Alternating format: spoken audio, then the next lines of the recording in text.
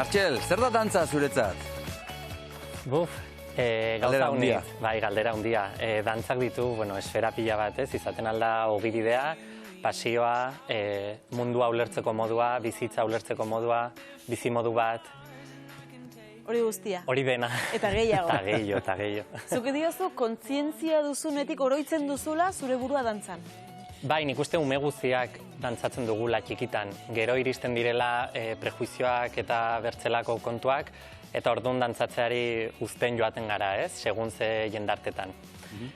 Eta zu ere dantzan aritzen zinen, etenik gabe, etxean eta zure lagun artean, eta begira. Zubi gaineko ere, bai? Eta herrian ere, bai. Hombre, Noski. lesakarra izanik nola ez, zubi gainean.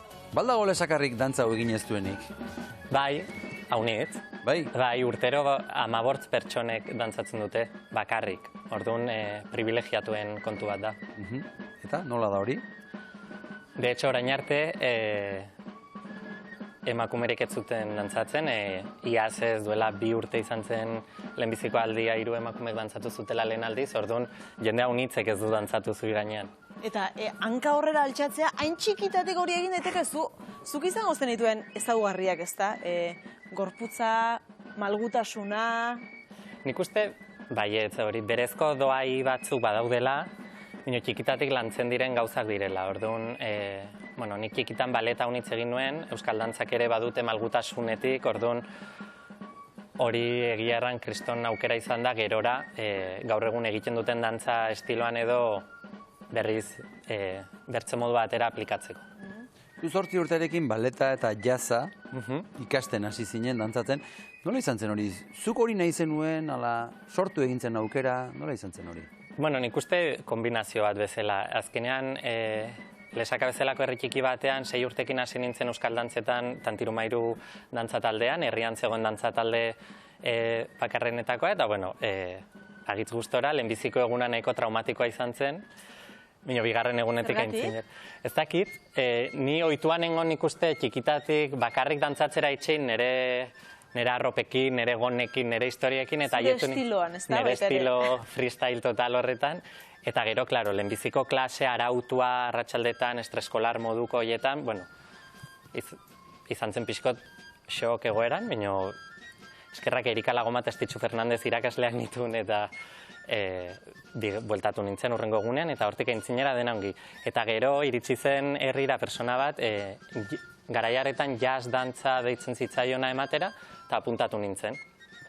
Eta, segidan ikusi zituen batzu dela doai batzuk edo gogo bat hortik segitzeko, eta orduan konbentzitu ninduen, Onjarbira joateko baleta ikastera, handik Donostira, eta bar.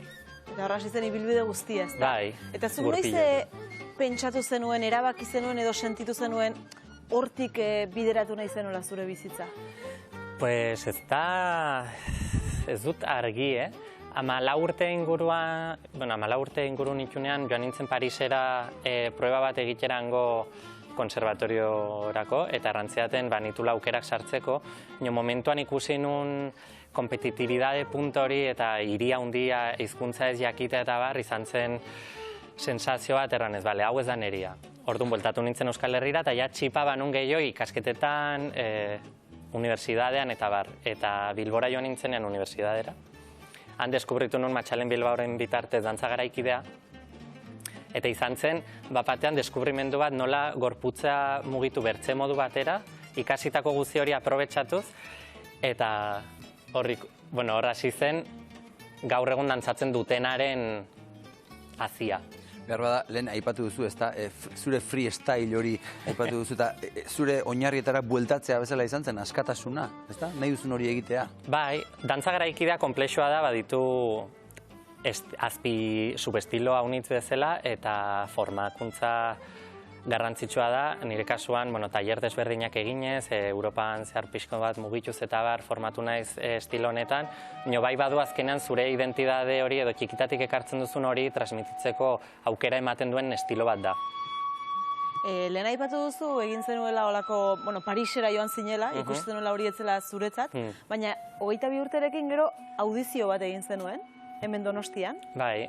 Eta hor ja sartu zinen, pixkatxo bat, dantzaren munduan, profesionalago edo behintzat konpainia batean sartu zinen, ezta? Bai, hori da, hori izan zen lehenbiziko proeba, dantzaz konpainian sartzeko, eta, bueno, kriston nervioa pasan itun, momentu horretan dantzatzen zeuden dantzari gehienak nimino gaztegoak ziren, Europako konservatorio benetako ikasleak ziren, eta, bueno, nahiko momentu berezia izan zen. Baina azkenean sartu nintzen, eta horri pila bat ikasi nun urte batez, azkenean eszenatoki gainean ikasten da, eta urte horretan pila bat dantzatu ahal izan nun, eta hortik onaino. Dantza bizi duzula argi dago. Dantzatik bizitzea lortu duzula, esan zenezake? Bai. Nik uste azken 8 urte izanen dire, dantzaz bakarrik bizi naizela. Ez da batere erresa, sektorea agitz prekarizatua da. Kultur sektore guzia bezala, dantzak badu, zailtasun hori eta babes eskas hori, eta gogorra da, autonomoak gara, Hori guztia, ez da? hori guztia eta gehiago. Bai, eta azkenean bizi estilo agitz nomada da, lan egiten dugu antzokiak dauden tokian, koronavirusak justo mobilidadeari eragin dio gehien, orduan ez da momentu erresa dantzarentzat, baina nik uste aldi berean adaptatzeko ohitura duen sektorea denez, bizi iraunen dugula, noski. Gaur dantza egin behar diguzu, denbora behar duzu pixkatxoa prestatzeko. Pixko bat. Ongiritzen baldin bazaizu, bidaliko zaitugu aldatzera, guk bitartean zure konpainiaren irudi batzuk ikusiko ditugu. Sari bat irabazio zaurten, hori ere kontatu behar dugu, ze sari irabazio zaurten? Nafarroako gobernua hasi da ematen talentu gazteari edo sari bat, Príncipe de Viana sariarekin batera, eta urten 2. edizioa zen, ere mandiate, Kriston Poza azkenak. Bai. Zer polita. Bai. Oraindik ere gazte naizen. Bai, bai. Kriston ibilbidea egin duzu eta duzu oraindik aurretik, ez da oraindik gaztea zara. Hori zen pixko sariaren ideia, ez? Pixko egindako ibilbidea saritu eta baita proiekzio hori edo, Tira, Martxel, zu prestatzen zaren bitartean, ikusiko ditugu Martxelen konpainiako irudiak. Ikusi.